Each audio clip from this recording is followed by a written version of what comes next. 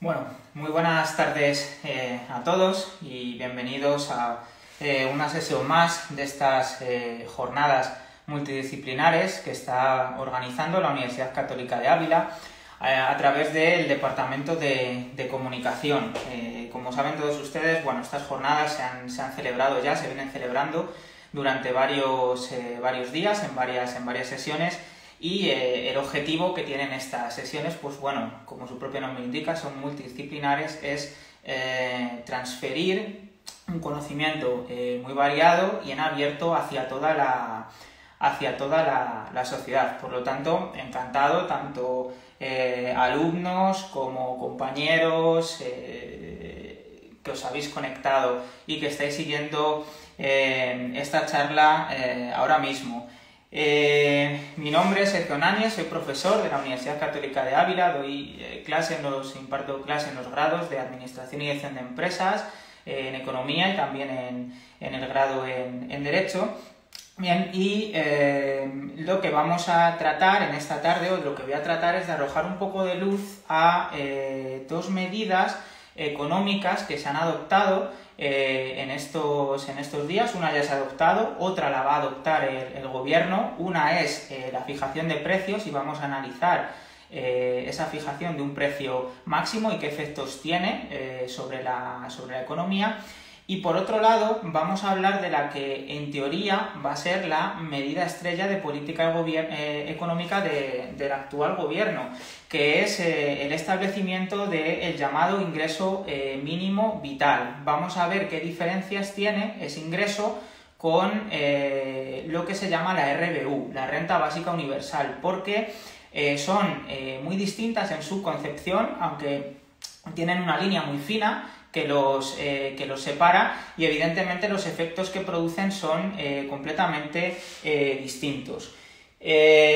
Voy a ir de lo más general a lo más particular para que cualquier persona, aunque no tenga conocimientos de economía, pueda entender y seguir fácilmente lo que vamos a comentar hoy. Bien, cuando hablamos de economía, el término economía, debemos recordar que procede de una palabra griega que se llama oikonomía, oikos nomos, que significa el administrar algo, el que administraba algo. De manera que si añadimos a esa definición política, pues significaría aquellas directrices que siguen aquellos sujetos o aquellas personas que administran algo. En este caso, la política económica de un país, como sabemos, recae sobre el gobierno de la nación, que es el que está facultado para intervenir en la economía cuando esto es necesario. Aquí también, para poner un poco en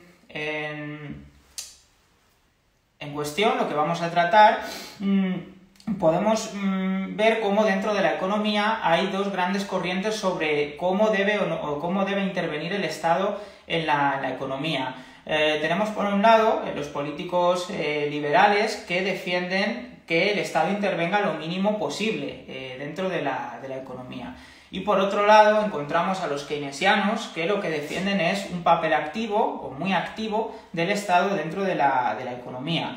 Como decía Aristóteles, al final en el término medio está la virtud, y a nadie se nos escapa que hoy día tenemos un sistema económico capitalista de mercado en el que el Estado interviene y fija una serie de criterios o de directrices, que es lo que denominamos como la política económica. Bien, también antes de continuar, aquí quiero hacer un pequeño paréntesis, porque muchas veces se critica la economía o la política económica y se dice que la economía falla, que falla en sus predicciones. Bien, esto pues es perfectamente comprensible, porque en economía hay una interacción muy grande de variables, además muy dinámica, de forma que incluso los modelos probabilísticos más complejos y más completos pueden no acertar en las predicciones.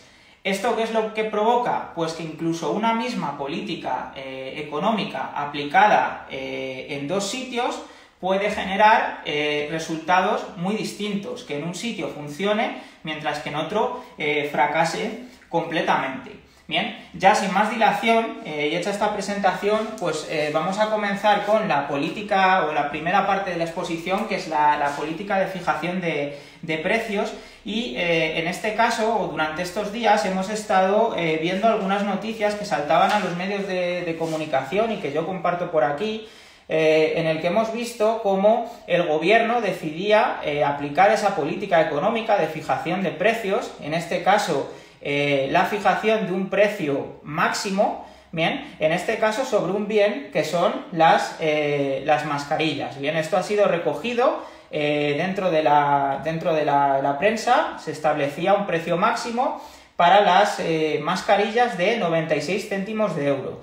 También los geles desinfectantes, pues se ha establecido un precio máximo para estos geles, que en este caso el Estado consideraba que los precios que el mercado estaba fijando eran elevados o no del todo correctos y ha decidido intervenir.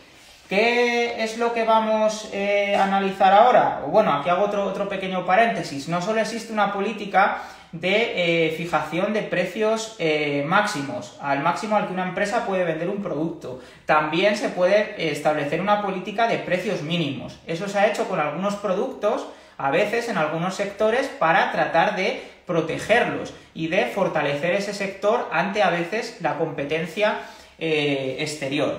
Bien, en nuestro caso, o el caso que nos atañe en el día de hoy, que estamos analizando, es esa política de establecimiento de un precio máximo sobre las mascarillas o sobre los geles desinfectantes, algo que bueno, se ha puesto tristemente de moda su compra por la cuestión derivada del coronavirus. ¿Cómo podemos analizar de una forma muy sencilla y desde el punto de vista económico qué efecto tendría una política de fijación de precio máximo sobre la economía? Bueno, para ello voy a utilizar esta pizarra que tengo aquí detrás y espero que podáis ver todos los parámetros que voy a utilizar. Bien, por un lado vamos a situar en nuestro eje X la cantidad, bien, o Q, y por otro lado en nuestro eje Y vamos a situar el precio, bien, el precio. De esta forma podemos ver cómo interaccionan la oferta y la demanda, bien, la oferta y la demanda. A nadie se nos escapa saber que si, por ejemplo, el precio es elevado, bien, y vamos a ver la demanda, si el precio le situamos aquí arriba, un precio elevado de un bien, los individuos, puesto que están restringidos, tienen una renta que es limitada, van a poder adquirir poca cantidad de ese bien. Por lo tanto, podríamos situarnos, por ejemplo, aquí. Pero por otro lado, si el precio del bien es más bajo, tenemos más renta para poder adquirir ese bien. Por lo tanto, podríamos situarnos, por ejemplo, aquí. Y esa línea que une ambos puntos es lo que podemos llamar la demanda. Bien, la demanda. De manera que, cuanto más bajo es el precio, más cantidad demandan los sujetos, cuanto más elevado es el precio, menos cantidad demanda.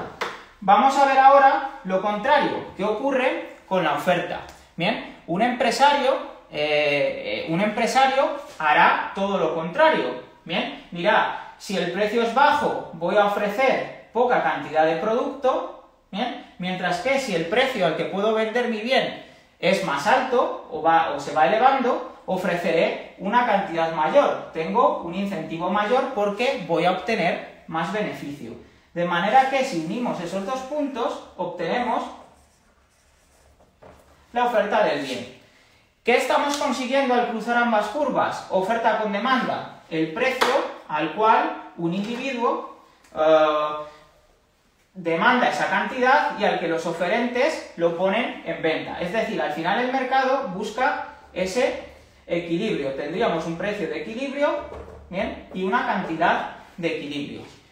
¿Qué ocurre cuando el Estado decide intervenir en la economía y decide que el precio de un bien que libremente se ha fijado por interacción de oferta y la demanda, bien, considera que es más elevado de lo que debería, bien, es decir, decide fijar un precio máximo? Pues esto lo vamos a representar la intervención del Estado con otro color, que sería este color rojo. ¿Bien?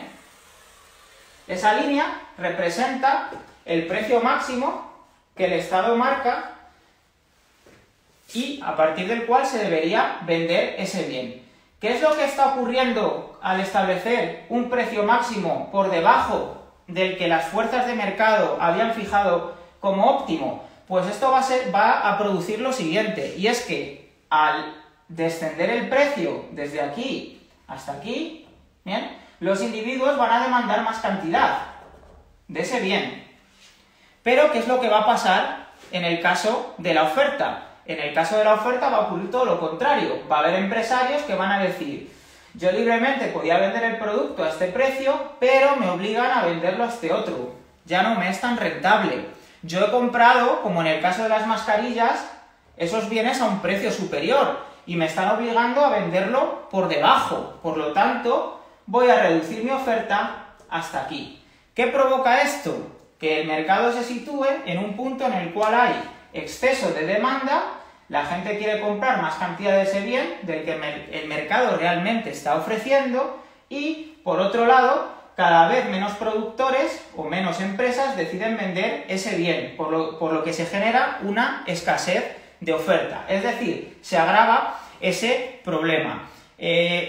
Por tanto, ¿qué efectos provocaba esto? Como decíamos, un exceso de demanda, una escasez de oferta, bien, cada vez menos individuos ven en esto y, por lo tanto, sí es cierto que en parte mejora la situación del vendedor porque con la misma renta puede comprar más producto, pero le es más difícil poderlo adquirir porque hay menos productores que están dispuestos a venderlo. Bien, el problema que se ha dado actualmente con el tema de las mascarillas, y podemos verlo en otra nota de prensa que fue publicada, es que muchos farmacéuticos decían que las mascarillas les habían llegado a costar incluso el doble del precio al que el gobierno les estaba obligando a venderlas. Por lo tanto, ¿qué es lo que va a pasar? Que si venden esas mascarillas a la mitad de lo que les ha costado, bien, van a sufrir pérdidas, como es lógico, y por la diferencia entre el precio de compra menos el de venta al que le están obligando a hacerlo, será la pérdida que va a tener. ¿Eso qué provoca? Pues que a veces muchas empresas, entre comillas, abandonen el mercado, dejen de ofrecer ese producto y se genere otra de las cuestiones que veíamos recogidas también por la prensa y que yo les muestro aquí, que es el posible desabastecimiento. Bien, entre vender a pérdidas o no vender, preferimos no vender para no generar un rendimiento negativo en mi empresa. Eso es lo que haría un empresario racional, dejar de vender a pérdidas. Bien, llegados a este punto y a la intervención del mercado, del Estado en el mercado, ¿qué opciones se podían haber llevado a cabo para evitar esta situación que acabamos de describir? Bueno, opciones que se podían haber llevado a cabo eran, en lugar de obligar a vender a pérdidas a muchos de estos empresarios, bien, lo que se podía haber hecho es que hubiera sido el Estado el que hubiera comprado esas mascarillas a un precio más competitivo o más económico y al final entregarlas a través de las farmacias. Aquí abrimos un inciso y recordamos que las competencias de sanidad están transferidas a las comunidades autónomas. Por lo tanto, debería ser el Servicio de Sanidad de Madrid, el SACIL, en el caso de Castilla y León, el que pudiera hacer esto. Presentando la tarjeta sanitaria, te entregan unas unidades al mes por persona.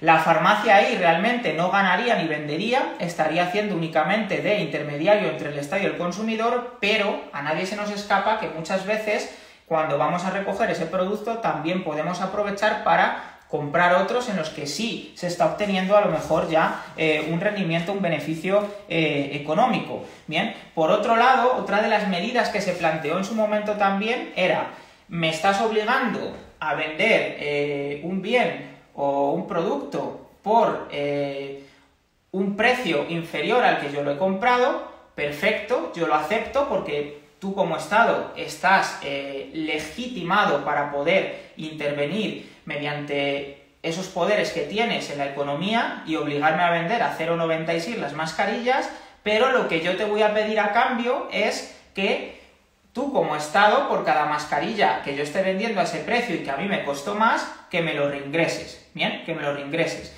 En ese caso, no ganarían ni perderían tampoco, sería una especie de solución neutra. Al fin y al cabo, lo que tendríamos que pensar en estos casos es que eso al final saldría de algún sitio, ese dinero.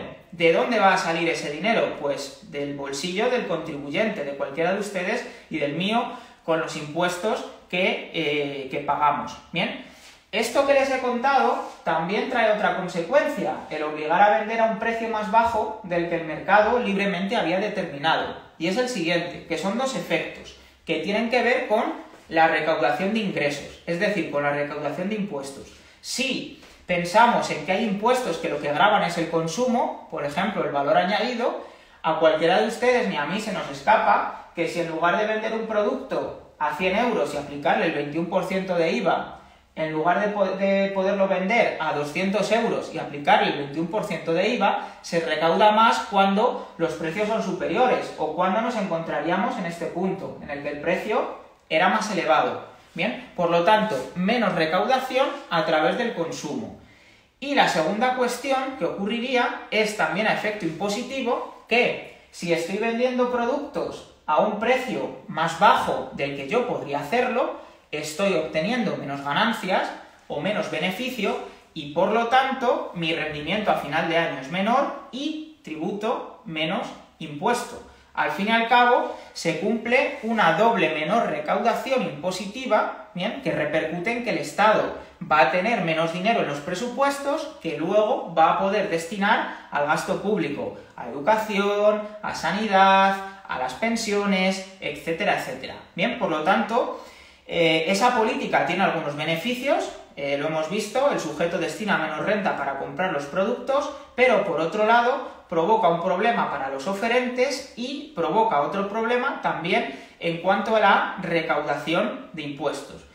Por tanto, estas medidas de política económica se pueden aplicar, pero hay que medir muy bien cuáles son los efectos y las consecuencias. A corto plazo, muy bien, porque todo el mundo puede acceder a ese bien, pero a medio o largo plazo puede generar perjuicios, ¿bien?, en el conjunto de la recaudación impositiva, como acabamos de analizar. Bien, la otra medida que vengo a analizar en la tarde de hoy, como les anticipaba y como les decía, es probablemente la medida estrella del gobierno, la medida estrella que quiere poner en marcha el gobierno, que es lo que se conoce con el nombre de ingreso mínimo vital. Bien, de esto lo han oído en la televisión, en la prensa, lo van a seguir oyendo durante estos días y lo que nos queda. Bien, ¿esto es positivo o es negativo? ¿Es implantable o no? ¿Qué es realmente un ingreso mínimo vital?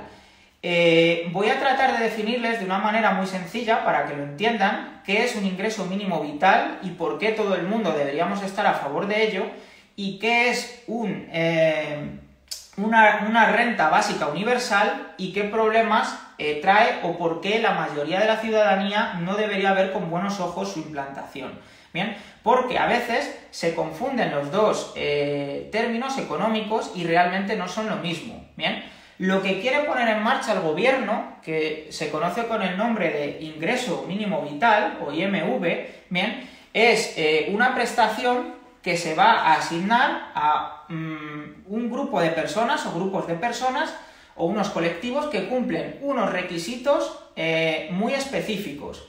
No superar un nivel de renta, estar activamente buscando trabajo porque se encuentran en ese momento en desempleo, tener unos ingresos muy bajos, tener un patrimonio muy bajo, de manera que en el momento en el que se incumple alguna de esas condiciones, no estar buscando empleo, superar un mínimo umbral de renta, ya se sale y se queda fuera del programa. ¿Bien? Es decir, es un programa con condiciones que se tienen que cumplir para poder asumirlo, para poder conseguirlo. Este programa, además, es más fácilmente financiable desde el punto de vista de los presupuestos. La otra cara de la moneda, y con lo que se suele confundir este ingreso mínimo vital, es lo que se viene a llamar la renta básica universal. Bien, la renta básica universal, según el Banco Mundial, bien, es una transferencia de dinero que se realiza a toda la ciudadanía y sin ningún tipo de condición, es decir, sin ningún tipo de requisito o de condición alguna. Su aplicación, evidentemente, presenta más problemas desde el punto de vista de cómo vamos a pagarlo, puesto que es básica y para toda la ciudadanía, pero ética y moralmente también presenta otra serie de problemas. Recordamos que es básica y universal, por lo tanto, ¿debería un condenado a prisión recibir una renta básica universal? Porque es básica y además es universal, es decir, para todos. ¿O debería recibirla un asesino que ha cumplido condena y sale o vuelve a la sociedad, por ejemplo? ¿O debería recibir una renta básica universal cualquier persona con independencia de su edad? Bien, porque esto podría generar problemas a aquellas personas que están estudiando y que pueden abandonar los estudios porque no tienen un incentivo. Es que papá Estado ya me está dando dinero, por lo tanto, dejo de estudiar y vivo de esa ayuda. ¿Deberían percibirlo, aun siendo básica y universal, aquellos sujetos que tienen alta renta y mucho patrimonio? Bien, esas son preguntas que están sobre la mesa y que sirven para diferenciar lo que es una renta básica universal de el ingreso mínimo vital. Me voy a centrar primero en algunos casos de renta básica universal para que luego lo podamos distinguir con el ingreso mínimo vital. Bien, se han llevado a cabo algunos experimentos de renta básica universal en algunos países. Me voy a centrar, por temas de tiempo, prioritariamente en Finlandia, que es lo que están viendo ahora mismo en la pantalla. Finlandia, que es un país nórdico, paradigma del estado de bienestar, decidió poner en marcha un programa de renta universal, un piloto. Seleccionaron para ello a unos 2.000 individuos de diferentes puntos del país y durante un periodo de tiempo les dieron dinero sin condición alguna. Bien, eran todos ellos sujetos que estaban desempleados. De manera que abruptamente tuvieron que suspender la prueba piloto porque comprobaron que los sujetos percibían esa cantidad, pero a ninguno de ellos les había servido para utilizar ese tiempo en formarse o en buscar empleo. Sí es cierto que había mejorado su salud y su estado físico, pero no mejoró o no sirvió para mejorar su empleabilidad. Bien, más proyectos, por ejemplo, en Suiza, que lo tengo por aquí, un segundo, que es otro de los países paradigmáticos. Suiza, como sabemos, tiene un sistema democrático que se basa en la democracia directa, es decir, se realizan propuestas y cualquier ciudadano puede votarlas. En Suiza propusieron establecer una renta básica universal para todos los ciudadanos y se me ha olvidado el dato, disculpadme un segundo, eran unos 2.250 euros mensuales. Bien, pues sorpresivamente el 76% de la población votó en contra de establecer esa renta básica universal para todos los ciudadanos suizos. Bien, lo rechazaron porque vieron que las desventajas que traía eran mayores que las posibles ventajas. Y para acabar con cosas que pueden ser consideradas como renta básica universal, tenemos también una medida que ha adoptado el malvado presidente de los Estados Unidos, Donald Trump.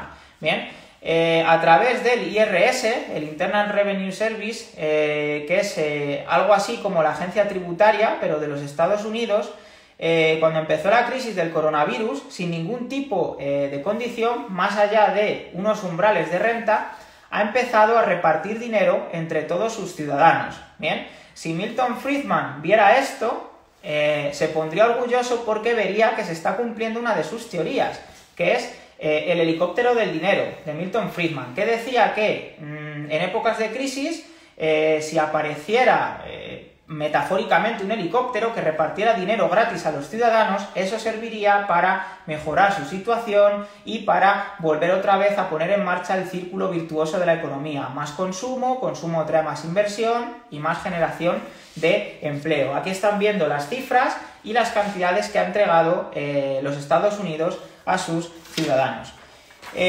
Dicho todo esto, vamos a pasar a ver ahora este ingreso mínimo vital en países europeos y en otros países del mundo y cómo va a ser, en teoría, el ingreso mínimo vital que va diseñado el gobierno español. Bien, empezamos con algunos países. Por ejemplo, como estamos viendo ahora, Dinamarca tiene establecido un ingreso mínimo vital, para desempleados, enfermos y divorciados. En este caso las cifras oscilan de los 476 a los 2.035 euros y los factores que influyen para poder recibir este ingreso mínimo vital en Dinamarca es la edad de quien lo percibe y también el tener hijos a cargo o algún tipo de enfermedad. Es decir, existe una especie de escala. Por otro lado, en Francia, que es un país vecino, tienen activo desde hace un tiempo y además pido disculpas porque esta cuantía no está actualizada. He visto que justamente hace un día han actualizado las cifras y ya no son 550 euros el mínimo, son 564. Bien, ha subido un poco.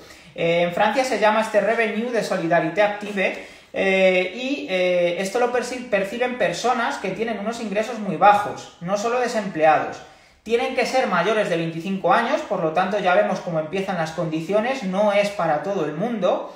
Es necesario para poderlo percibir e incrementar esa cuantía el tener unos menores a su cargo y la duración es limitada, 12 meses. Bien, eso lo diferencia de una renta básica universal. Límites temporales y de edad y también el cumplimiento de una serie de criterios o de requisitos.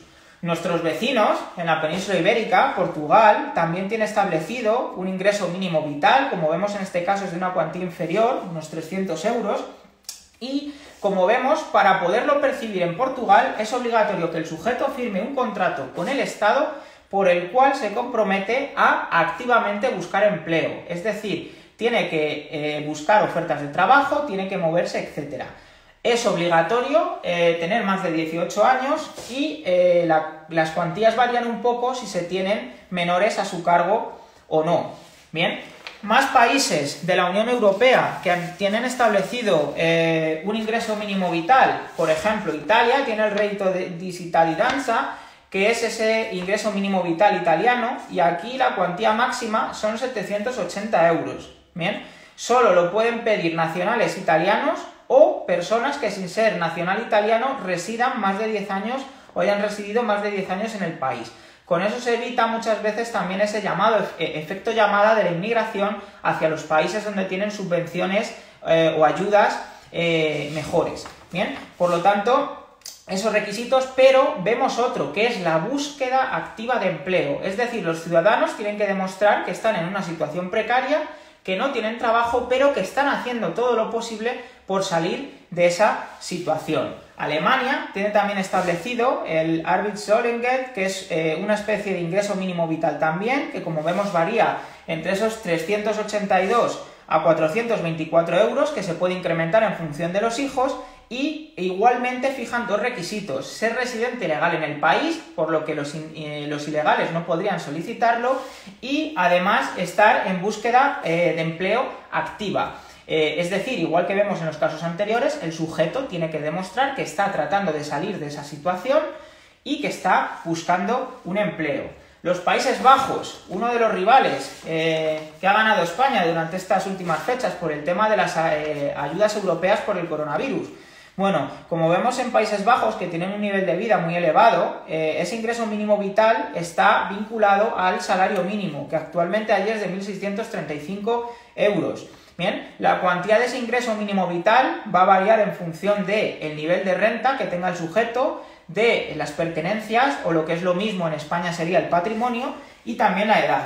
Es necesario ser mayor de 18 años para poder aspirar a ello, aparte de estar en esa búsqueda activa de empleo, y también residir legalmente en el país. Bien, en el mundo también encontramos otros países que tienen otros ingreso mínimo vital. Por ejemplo, estamos viendo el caso de Brasil, otro país que muchas veces es criticado, muy controvertido.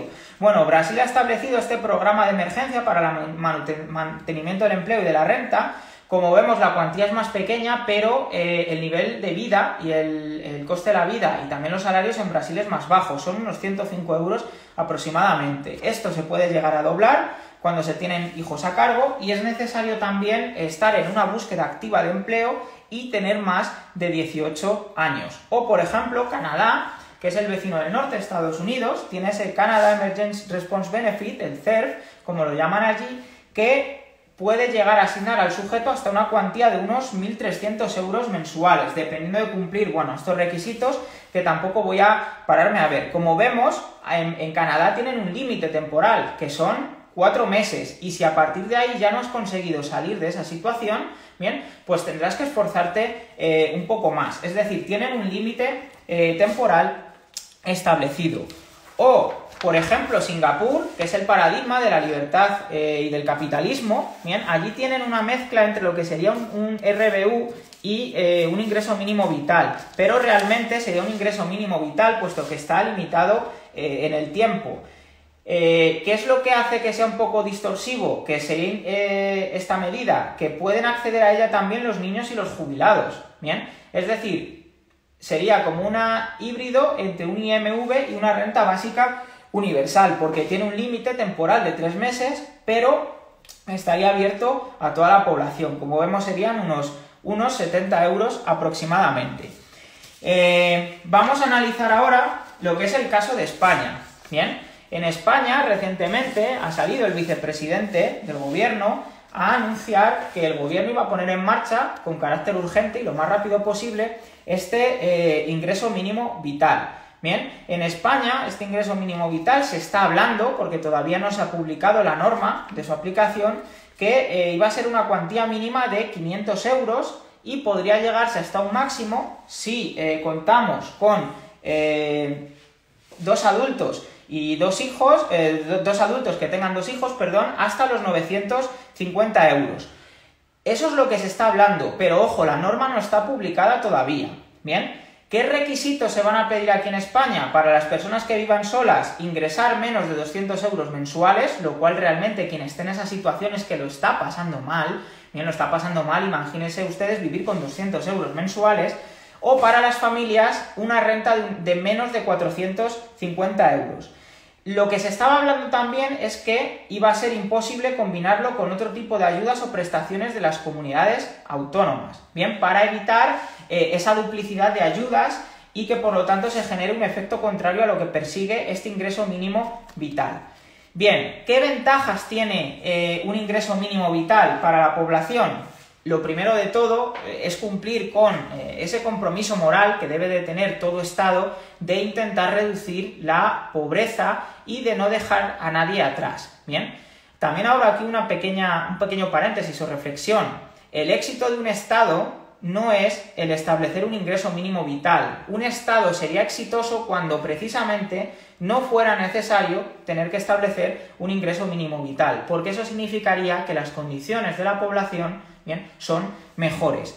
Más, al final esto se convierte en el último escudo de protección frente a la pobreza, bien, y no exige cotizar al sujeto.